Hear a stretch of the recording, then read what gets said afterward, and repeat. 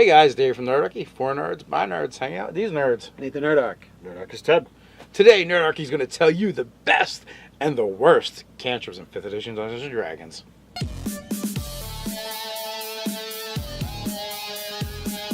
Jump down the description below where you can sign up for Nerdarchy the News Letter. Get weekly gaming tips as well as learn how to game with Nerdarchy. Alright, so we're each going to give our favorite cantrip in this video, and we're each going to give our least favorite cantrips in the video. And then in the comments below, you guys can fight with us over whether we were right or wrong. I'd like to start fighting right now. I don't agree with some people's choices for the first cantrip. That's all I'm going to say. Alright, so do we want to do round robin best and then round robin worst? Or do we want to just, boom, these are both Let's go round robin. I almost feel like we should have a D20 and roll initiative. Alright, so Dave, we'll start off with you. What is your favorite cantrip? It's not that it's my favorite. I think it's probably the best attack cantrip in the game, and that's Eldritch Blast. One, it has a huge range. As it goes up, you get more attacks, right? So it's not all or nothing like some of the other ones. It's a die 10, so it's one of the most damaging cantrips. There is one cantrip that does do more damage, but that one's close range, right, and they get a saving throw. So that can be problematic. And let's face it, force damage, dude, nobody resists force damage. And then there's only one person in the game that can take it, the Warlock. And then the Warlock has the ability to make the best cantrip in the game even better. The supreme cantrip. So for all those reasons, I have to say Eldritch Blast is probably the best cantrip for a fight. Okay. All right, so for me, I'm going to choose Booming Blade because I like that it deals damage, and then the target has to make a choice on whether it's going to take more damage or do what you want it to. So it's a big deal in that respect. So which is stay put. Yeah, if they don't stay put, and you can do all kinds of things to kind of make it a difficult choice to make. Your buddies are coming up behind, all different kinds of things that are going to make it so you're controlling what that person does, or they're taking more damage, which is like a win-win. Now that's a bold move. You've left the player's handbook to go right to the SCAG Sword Coast Adventures Guide. I'm going with my ye old basic, and that's Firebolt. While there might be things that resist fire, there are a lot of things that do have vulnerability to fire, or you need fire to really set it off, like vampires or trolls and what have you. So Firebolt is classic. It scales in damage. It's got a decent range to it, and yeah, it almost shoots as far as Eldritch Blast. Almost. But yours, you could have you could miss on your subsequent attack rolls and thus do less damage. But the difference is you can miss once and do no damage. That is true. So there's some things, and I think you can set stuff on fire with Firebolt as well. All right, so now that we've proved we're like a bunch of power gaming munchkins and chosen all combat-based cantrips. I almost picked Prestidigitation, but I love the the Druidcraft Prestidigitation and Thaumaturgy because I think those ones are a lot of fun as well. But sometimes things need to get killed. Sometimes things need to get killed. Absolutely. Now there is a lot of fun ones, and there's also ones that are that probably deserve honorable mention. Like it was really tough. Especially I like the control ones, right? Like Ray of Frost, where you're slowing someone, Thorn Whip, where you get a pull. So there's definitely things for combat, and then there's the non-combat ones that are really cool, like Message and the ones you guys just mentioned. And Mage Hand is a favorite of mine as well.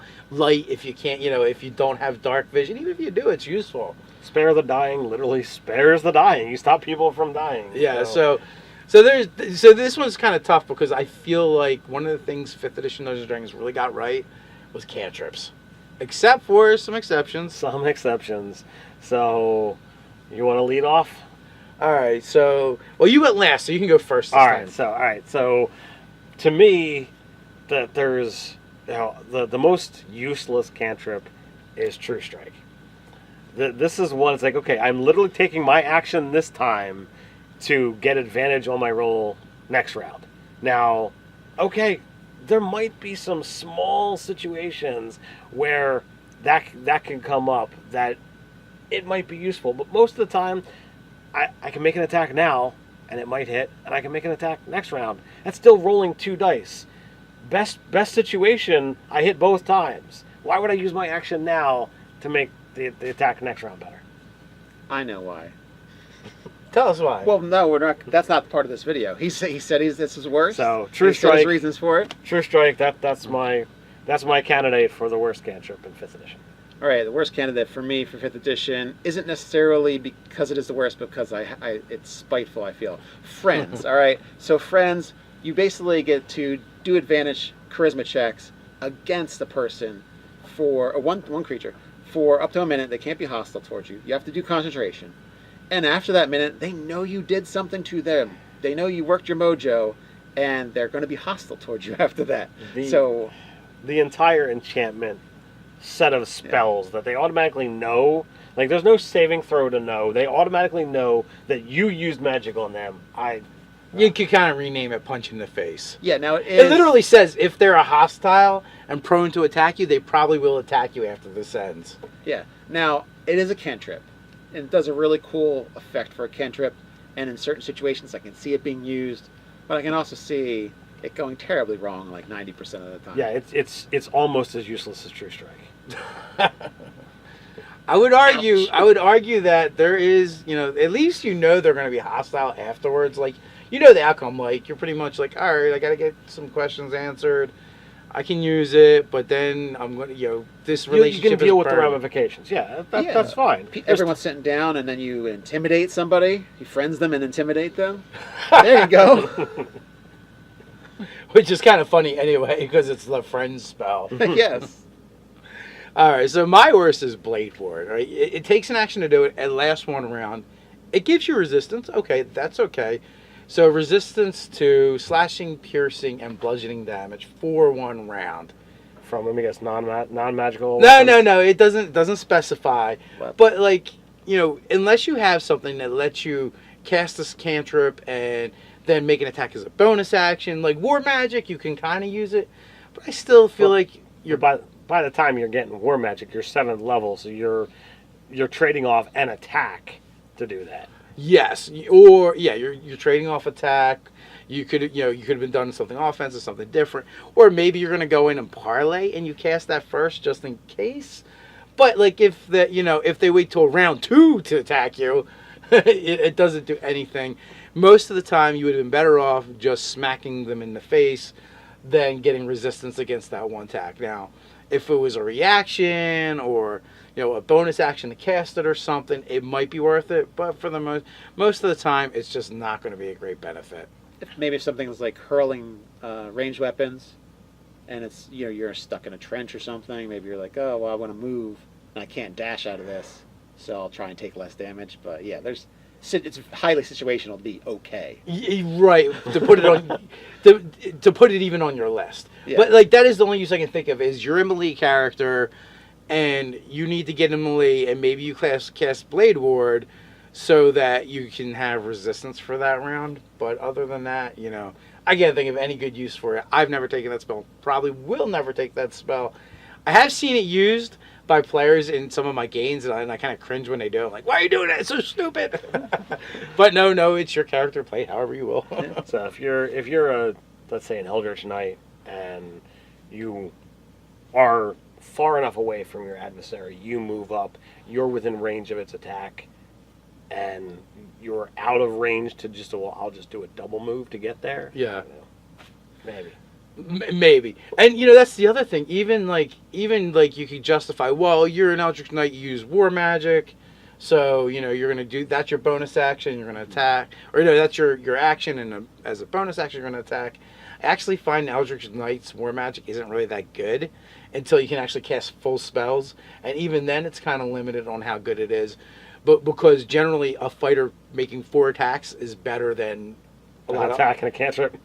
Always better than an attack and a cantrip. And even better than a lot of spells, because we're talking about the Eldritch Knight, and they don't have the vast casting that a actual wizard would have. So, it's fun. And the sorcerer using Quicken and wanting to not take less damage, so he casts a Quicken spell and then casts Blade Ward as his That is action. actually like probably the best use. But other than that, But that costs sorcery points every time. So well, it's and not only cheap. that, again, like you're limited on your resources, how many spells you can know, and for the sorcerer, he's then got to put that on his known list.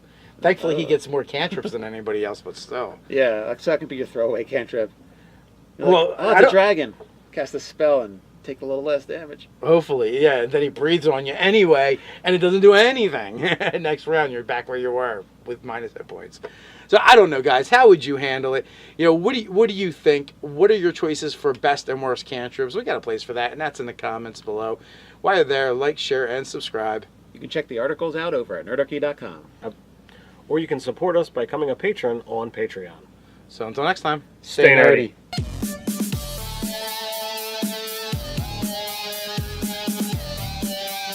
One, it has a huge range. As it goes up, you get more attacks, right? So it's not all or nothing like some of the other ones. It's a die 10, so it's one of the most damaging cantrips. There is one cantrip that does do more damage, but that one's close range Right. and they get a saving throw.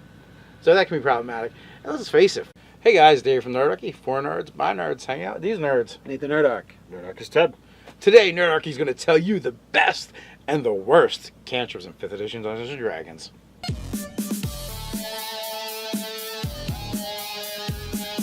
Jump down the description below where you can sign up for Nerdarchy the News Letter. Get weekly gaming tips as well as learn how to game with Nerdarchy.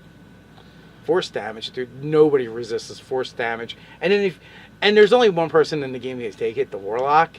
And then the Warlock has the ability to make the best cantrip in the game even better. The supreme So, cantrip. so for all those reasons, I have to say Eldritch Blast is probably the best cantrip for a fight. Okay. All right, so for me, I'm going to choose Booming. Been best, and then round robin worst, or do we want to just boom? These are both. Let's go round robin. All I almost feel like we should have a D20 and roll initiative. All right, so Dave, we'll start off with you. What is your favorite cantrip? It's not that it's my favorite. I think it's probably the best attack cantrip in the game, and that's Eldritch Blast. All right, so we're each gonna give our favorite cantrip in this video, and we're each gonna give our least favorite cantrips in the video, and then in the comments below, you guys can fight with us over whether we were right or wrong. I'd like to start fighting right now. I don't agree with some people's choices for the first cantrip. That's all I'm going to say. All right, so do we want to do round robin?